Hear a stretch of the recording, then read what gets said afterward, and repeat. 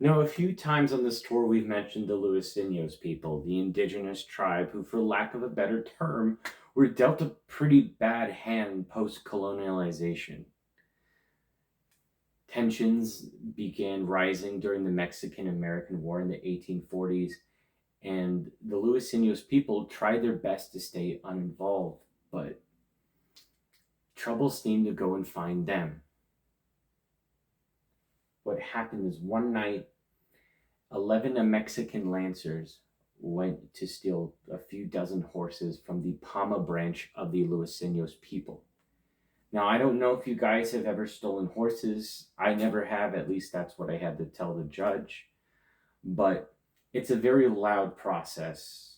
Lookouts spotted the thieves and they were apprehended very quickly. Now, initially, the Palma branch were determined to let these people go, forgive them for transgressions, and avoid conflict, but a representative of the U.S. intervened and convinced the Luiseños people to execute all 11 Lancers. News of this got pretty quickly up to a general from Mexico in Los Angeles, and he was infuriated.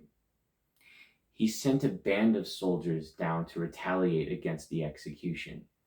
Along the way, they ran into the Cajillo tribe, which were rivals of the Luiseños. They were more than happy to join what would lead to be an onslaught. Now, the Luiseños people caught wind of this early, and again, wanting to avoid conflict, fled to the canyons, fled to the caves, but it wasn't enough. The army had a tactical advantage of high ground,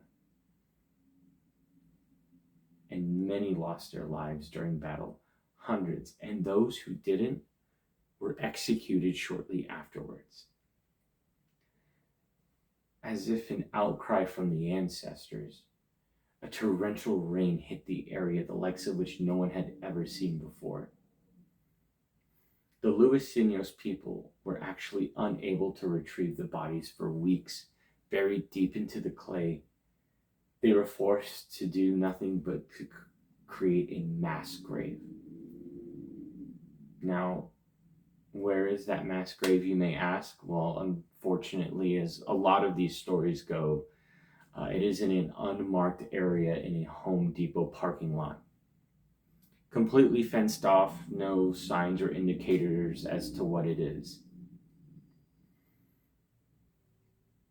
But as Temecula continued to grow, the Luiseños people did offer warnings that these are sacred grounds that are being built upon, and to continue to grow and industrialize will lead to a curse.